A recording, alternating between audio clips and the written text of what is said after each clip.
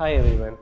ഇന്നത്തെ വീഡിയോയിൽ നമ്മൾ നോക്കാൻ പോകുന്നത് എങ്ങനെ കൃത്യസമയത്ത് IELTS ടാസ്ക് 2 നമുക്ക് എഴുതി തീർക്കാമെന്നുള്ളതാണ്. സാധാരണഗതിയിൽ കാൻഡിഡേറ്റ്സിന് വരുന്ന ഏറ്റവും വലിയ ബുദ്ധിമുട്ടും അതാണ്. പലപ്പോഴും സമയം കിട്ടാറില്ല. 40 മിനിറ്റ്സിൻ്റെ റൈറ്റിംഗ് ടാസ്ക് 2 പലരും 40 മിനിറ്റിൽ കൂടുതൽ സമയമെടുത്ത് ആണ് എഴുതി ശീലിക്കുന്നത്. അപ്പോൾ എങ്ങനെ നമുക്ക് അത് കൃത്യസമയത്ത് എഴുതി തീർക്കാം, അതിനുള്ള ചില സ്ട്രാറ്റജികളാണ് ഞാൻ ഈ വീഡിയോയിൽ പറയുന്നത്. ഒന്നാമതായിട്ട് നമ്മൾ മനസ്സിലാക്കേണ്ടത് ഈ 40 മിനിറ്റ്സിനെ നമുക്ക് 3ആയിട്ട് ഡിവൈഡ് ചെയ്യാം. ആദ്യത്തെ ഫസ്റ്റ് 5 മിനിറ്റ്സ് നമുക്കൊരു പ്ലാനിങ്ങിന് വേണ്ടി മാറ്റിവെക്കാം. കാരണം കൃത്യമായ പ്ലാനിങ് ഇല്ലെങ്കിൽ തീർച്ചയായിട്ടും നമുക്കത് കംപ്ലീറ്റ് ചെയ്യാനായിട്ട് സാധിക്കില്ല. അപ്പം നമുക്കൊരു നല്ല പ്ലാനിങ് വേണം. ആ പ്ലാനിങ്ങിന് വേണ്ടി ആദ്യത്തെ 5 മിനിറ്റ്സ് മാറ്റിവെക്കാം. പിന്നെ രണ്ടാമത്തെ ഒരു 30 മിനിറ്റ് സമയമാണ് നമുക്ക് എഴുതാനായിട്ട് എടുക്കാവുന്നത്. 30 മിനിറ്റ് സമയത്തിനുള്ളിൽ നമ്മൾ പ്ലാൻ ചെയ്ത അത്രയും കാര്യങ്ങളും ഉചിതമായ രീതിയിൽ നമുക്ക് എഴുതി എടുക്കണം. ലാസ്റ്റ് 5 മിനിറ്റ്സ് എന്ന് പറയുന്നത് എന്തെങ്കിലും കുറവുകൾ അല്ലെങ്കിൽ എന്തെങ്കിലും കറക്ഷനുകൾ, എന്തെങ്കിലും മിസ്റ്റേക്കുകൾ ഉണ്ടോ എന്ന് ചെക്ക് ചെയ്യാനും അത് കറക്റ്റ് ചെയ്ത് ക്ലിയർ ആയിട്ട് നമുക്ക് ആ എസ്സേ സബ്മിറ്റ് ചെയ്യാനും പറ്റുന്ന രീതിയിൽ ഒരു 5 മിനിറ്റ്സ്, ലാസ്റ്റ് 5 മിനിറ്റ്സ് നമുക്ക് മാറ്റിവെക്കാം. അപ്പോൾ ഓർക്കുക, ഒരു എസ്സേ ക്വസ്റ്റ്യൻ കിട്ടിയാൽ ആദ്യം തന്നെ പെട്ടെന്ന് ചാടി നിങ്ങൾ എഴുതാനായിട്ട് പുറപ്പെടുന്നതിന് പകരം നിങ്ങൾ ഒരു പ്ലാനിങ് സ്റ്റേജ് ഉണ്ടാക്കി വെക്കുക. അതിൽ കൃത്യമായി പ്ലാൻ ചെയ്ത് 30 മിനിറ്റിൽ റൈറ്റ് ചെയ്ത് ലാസ്റ്റ് 5 മിനിറ്റ്സിൽ ഒരു ചെക്കിങ്ങും കറക്ഷനും കഴിഞ്ഞതിന് ശേഷം മാത്രം സബ്മിറ്റ് ചെയ്യുക. ഇനി നമുക്ക് എങ്ങനെയാണ് ഈ പ്ലാനിങ് സ്റ്റേജിൽ നിങ്ങൾ വർക്ക് ചെയ്യേണ്ടത് എന്ന് പറയാം. പ്ലാനിങ് സ്റ്റേജിൽ ഉദ്ദേശിക്കുന്നത് ചോദ്യം കൃത്യമായി വായിച്ച് മനസ്സിലാക്കുക എന്നുള്ള ഒരു സ്റ്റെപ്പ് മുതൽ എന്തൊക്കെ കാര്യങ്ങൾ ഉത്തരമായി എവിടെയൊക്കെ എങ്ങനെയൊക്കെ എഴുതണം എന്ന് ഒരു കൃത്യമായ പ്ലാൻ ഉണ്ടാക്കുക എന്നാണ് ഉദ്ദേശിക്കുന്നത്.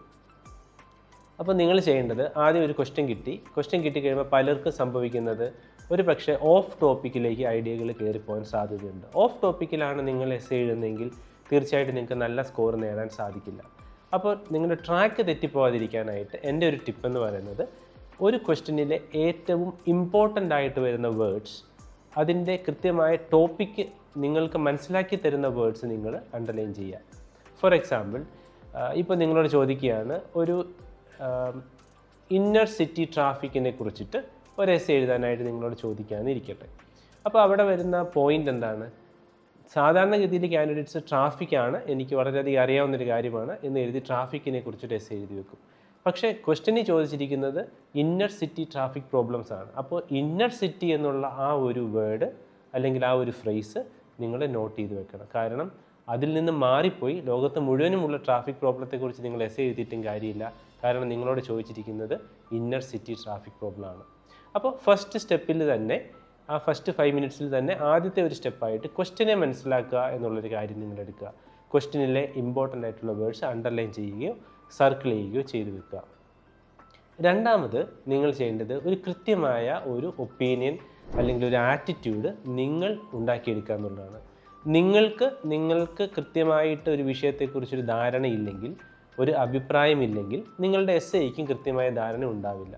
അപ്പോൾ ഒരു ചോദ്യം കിട്ടിക്കഴിയുമ്പോൾ ആ ചോദ്യത്തെ മനസ്സിലാക്കിയതിന് ശേഷം നിങ്ങളൊരു ഒപ്പീനിയൻ ഉണ്ടാക്കുക. ആ ഒപ്പീനിയൻ ശരിയോ തെറ്റോ ആയിക്കോട്ടെ, അത് എത്രമാത്രം ലോജിക്കലാണെന്നുള്ളത് നമുക്ക് അടുത്ത ഒരു സ്റ്റെപ്പിൽ ചെക്ക് ചെയ്യാം. പക്ഷേ ആദ്യം തുടക്കം എന്ന നിലയ്ക്ക് നിങ്ങളൊരു ഒപ്പീനിയൻ ഉണ്ടാക്കിയെടുക്കുക. ഒരു ഒപ്പീനിയൻ നിങ്ങൾ ഫിക്സ് ചെയ്തതിന് ശേഷം നിങ്ങൾക്ക് ആ വിഷയത്തെക്കുറിച്ച് എന്തൊക്കെ കാര്യങ്ങൾ അറിയാം. ഉദാഹരണം പറഞ്ഞാൽ അതിൻ്റെ അകത്ത് ടാസ്ക് ചോദിച്ചിരിക്കുന്നത് ഇപ്പോൾ അഡ്വാൻറ്റേജസിനെ കുറിച്ചോ ഡിസഡ്വാൻറ്റേജസിനെ കുറിച്ചോ ആയിക്കോട്ടെ, അല്ലെങ്കിൽ ഡിസ്കഷൻ എസ്സേ ആയിക്കോട്ടെ, ഏത് തരത്തിലുള്ള എസ്സേയും ആയിക്കോട്ടെ, മിക്കവാറും ഏതൊരു വിഷയങ്ങൾക്കും ഒരു 2 സൈഡ് ഉണ്ടാവും. ഒരു പോസിറ്റീവ് സൈഡ് ഉണ്ടാവും, ഒരു നെഗറ്റീവ് സൈഡ് ഉണ്ടാവും, ഒരു ഫോർ അല്ലെങ്കിൽ ഒരു എഗനസ്റ്റ് എന്ന് പറഞ്ഞ സൈഡ് ഉണ്ടാവും. അപ്പോൾ നിങ്ങൾ ചെയ്യേണ്ട അടുത്ത സ്റ്റെപ്പ് എന്താണ്? നിങ്ങൾക്ക് എന്തൊക്കെ കാര്യങ്ങൾ അറിയാമോ ആ അറിയാവുന്ന കാര്യങ്ങളൊന്ന് പെട്ടെന്ന് 2 കോളമായി തിരിച്ചിട്ട് പോസിറ്റീവ്സും നെഗറ്റീവ്സും, അല്ലെങ്കിൽ അഡ്വാൻറ്റേജസും ഡിസഡ്വാൻറ്റേജസും, അല്ലെങ്കിൽ ഡിസ്കസ് ചെയ്യാനാണെങ്കിൽ ഒരു സൈഡും അതർ സൈഡും എന്നുള്ള രീതിയിൽ നിങ്ങളൊന്ന് കുറിച്ച് വെക്കുക. എന്തിനാണ് ഇങ്ങനെ കുറിച്ച് വെക്കുന്നതെന്ന് ചോദിച്ചു കഴിഞ്ഞാൽ, നമ്മുടെ മനസ്സിൽ ആദ്യം വരുന്ന ആശയങ്ങളായിരിക്കണമെന്നില്ല ഏറ്റവും ഇഫക്റ്റീവായിട്ടും ഏറ്റവും ഭംഗിയായിട്ട് നിങ്ങൾക്ക് കമ്മ്യൂണിക്കേറ്റ് ചെയ്യാൻ സാധിക്കുന്ന ആശയങ്ങൾ. അതുകൊണ്ട് തന്നെ നമ്മൾ കുറിച്ച് വെക്കുമ്പോൾ എന്താണ് അഡ്വാൻറ്റേജ്? ഒരു ടോപ്പിക്കിനെ കുറിച്ച് ചിന്തിച്ചു, അതിനുശേഷം അടുത്ത ടോപ്പിക്കിനെ കുറിച്ച് നമുക്ക് പോകാൻ സാധിക്കും.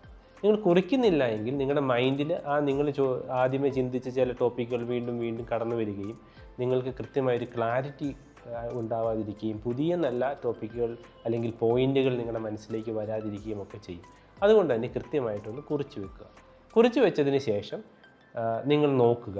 നിങ്ങൾ ആദ്യമേ ഒരു ഒപ്പീനിയനെ കുറിച്ച് ചിന്തിച്ചു, അല്ലെങ്കിൽ അതിനെക്കുറിച്ച് നിങ്ങളുടെ ഒരു ആറ്റിറ്റ്യൂഡ് എന്താണെന്ന് നിങ്ങൾ സ്വയം ചിന്തിച്ചു.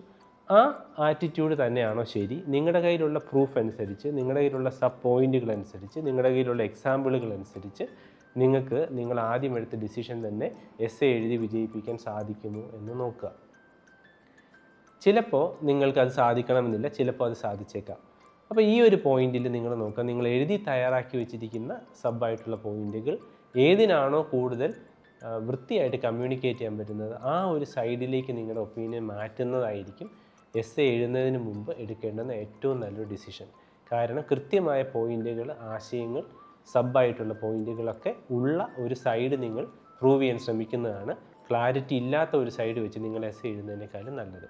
അപ്പോൾ നമ്മൾ നോക്കുന്നു, ക്വസ്റ്റ്യൻ നോക്കുന്നു, നമ്മുടെ കയ്യിലുള്ള പോയിന്റുകൾ എഴുതുന്നു. പോയിന്റുകൾ എത്രമാത്രം വാലിഡാണ്, എത്രമാത്രം നല്ല രീതിയിൽ നിങ്ങൾക്കതിനെ കമ്മ്യൂണിക്കേറ്റ് ചെയ്യാൻ പറ്റുന്നതുണ്ട്, എത്രമാത്രം നല്ല എക്സാമ്പിളുകളാണ് എന്ന് നോക്കിയതിന് ശേഷമാണ് നിങ്ങൾ കാര്യങ്ങൾ ചെയ്യേണ്ടത്. അപ്പോൾ ഫസ്റ്റ് 5 മിനിറ്റ്സ് നിങ്ങൾക്ക് ഈ ഒരു രീതിയിൽ ഉപയോഗിക്കാം. ഇനി അടുത്ത 30 മിനിറ്റ് സമയം എഴുതാനുള്ളതാണ്. ആദ്യം നിങ്ങൾ എഴുതേണ്ട ഇൻട്രഡക്ഷനാണ്. ഇൻട്രഡക്ഷൻ്റെ അകത്തെ കാര്യങ്ങളൊക്കെ നിങ്ങൾക്കറിയാം. ഇൻട്രഡക്ഷൻ്റെ അകത്തൊരു ജനറൽ ഇൻട്രഡക്ഷനും നിങ്ങളുടേതാകുന്ന ഒരു തീസീസും ഒക്കെ നിങ്ങൾക്ക് എഴുതാം. അപ്പോൾ നിങ്ങൾ ശ്രദ്ധിക്കേണ്ടത്, വരുന്ന ബോഡി പാരഗ്രാഫിൽ നമ്മൾ ഡെവലപ്പ് ചെയ്ത് എഴുതാൻ പോകുന്നത് ഈ പ്ലാൻ ചെയ്ത് വെച്ചിരിക്കുന്ന പോയിന്റുകളെ കുറിച്ചിട്ടാണ്. അതുകൊണ്ട് പ്ലാൻ ചെയ്ത് വെച്ചിരിക്കുന്ന പോയിന്റുകളെ സൂചിപ്പിക്കുന്ന തരത്തിൽ തന്നെ തീർച്ചയായിട്ടും നിങ്ങളുടെ തീസീസ് എഴുതാൻ ശ്രദ്ധിക്കണം. അതിനുശേഷം ബോഡി പാരഗ്രാഫുകൾ എഴുതുന്നു. ബോഡി പാരഗ്രാഫുകളൊക്കെ എഴുതുമ്പോൾ നിങ്ങൾ ശ്രദ്ധിക്കേണ്ടത്, നിങ്ങൾ ഓൾറെഡി ഐഡിയാസ് പ്ലാൻ ചെയ്തുകൊണ്ട് ഇനി പുതിയ എന്തെങ്കിലും ഐഡിയ വന്നാൽ ദയവ് ചെയ്ത് അത് എടുക്കണ്ട. ഓൾറെഡി നിങ്ങൾ പ്ലാൻ ചെയ്ത് വെച്ചിരിക്കുന്ന ഐഡിയ എടുത്താൽ മതി. ഇല്ലെങ്കിൽ ഒരു പക്ഷേ നിങ്ങളുടെ എസ്സേ ഡിസോർഗനൈസ്ഡ് ആയിട്ട് പോകാൻ സാധ്യതയുണ്ട്. പുതിയ ഐഡിയകൾ അപ്പോൾ തോന്നുമ്പോൾ എഴുതിക്കൊണ്ടിരുന്നാൽ ആകെ എസ്സേയുടെ മൊത്തത്തിലുള്ള ഒരു ഗ്രോത്തിനെ അത് ബാധിക്കാൻ സാധ്യതയുണ്ട്. അതുകൊണ്ട് പുതിയ ഐഡിയകൾ ദയവ് ചെയ്ത് പിന്നീട് എടുക്കരുത്. ഓൾറെഡി പ്രിപ്പയർ ചെയ്ത് വെച്ചിരിക്കുന്ന ഐഡിയകൾ തന്നെ എഴുതുക. പക്ഷേ ഇപ്പോൾ നിങ്ങൾ ശ്രദ്ധിക്കേണ്ടത്, നിങ്ങൾ ഏത് തരത്തിലുള്ള സെൻറ്റൻസുകൾ കൊണ്ടാണ് ഇത് എഴുതുന്നത്, എത്ര ഇഫക്റ്റീവായിട്ടാണ് നിങ്ങൾക്കിത് എഴുതാൻ പറ്റുന്നത്, ഏത് തരത്തിലുള്ള വാക്കുകൾ അല്ലെങ്കിൽ കൊളക്കേഷൻസ് അല്ലെങ്കിൽ വേർഡ് കോമ്പിനേഷൻസ് ആണ് നിങ്ങളിവിടെ യൂസ് ചെയ്യുന്നത്. അപ്പോൾ നിങ്ങൾ ഏത് തരത്തിലുള്ള ടെൻസാണ് യൂസ് ചെയ്യുന്നത്, ഏത് സെൻറ്റൻസ് സ്ട്രക്ചറാണ് യൂസ് ചെയ്യുന്നത്, ഏത് തരം വാക്കുകളാണ് നിങ്ങൾ യൂസ് ചെയ്യുന്നത്, ഇത്തരം കാര്യങ്ങളിലേക്കായിരിക്കണം ഈ 30 മിനിറ്റിൽ നിങ്ങൾ ശ്രദ്ധിക്കേണ്ടത്. കൂടാതെ ഇപ്പോൾ നിങ്ങൾ പെൻ കൊണ്ടാണ്, നേരത്തെ പെൻസിൽ കൊണ്ടാണ് എഴുതിക്കൊണ്ടിരുന്നത്. അപ്പോൾ നമുക്ക് വേണമെങ്കിൽ ചിലത് ഇറേസ് ചെയ്തിട്ട് എഴുതാനുള്ള അവസരം ഉണ്ടായിരുന്നു. ഇപ്പോൾ നിങ്ങൾ പെൻ കൊണ്ടുകൂടിയാണ് എഴുതുന്നത്. അതുകൊണ്ട് തന്നെ പങ്ക്ച്വേഷൻ മാർക്കിൻ്റെ കാര്യത്തിൽ കൂടി നിങ്ങൾക്ക് ഈ 30 മിനിറ്റ് കൊണ്ട് ശ്രദ്ധിക്കാം. ഫുൾ സ്റ്റോപ്പ് പലരും മറന്നു പോകുന്നൊരു കാര്യമാണ്. കൃത്യമായിട്ട് സെൻറ്റൻസ് എൻഡിങ്ങുകളിൽ ഫുൾ സ്റ്റോപ്പ് ഇടുക. കൃത്യമായിട്ട് സെൻറ്റൻസ് ബിഗിനിങ്ങുകളിലെ ആദ്യത്തെ വാക്കിൻ്റെ ആദ്യത്തെ ലെറ്റർ ക്യാപിറ്റലൈസ് ചെയ്യുക.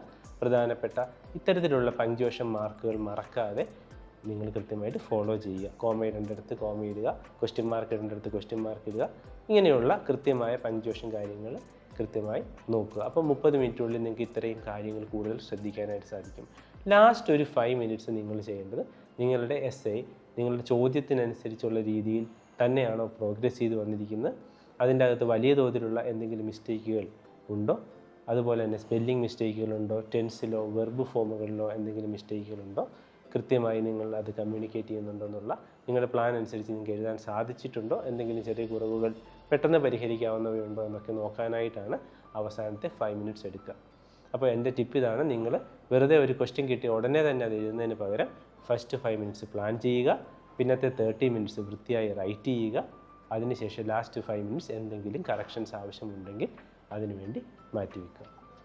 Thank you.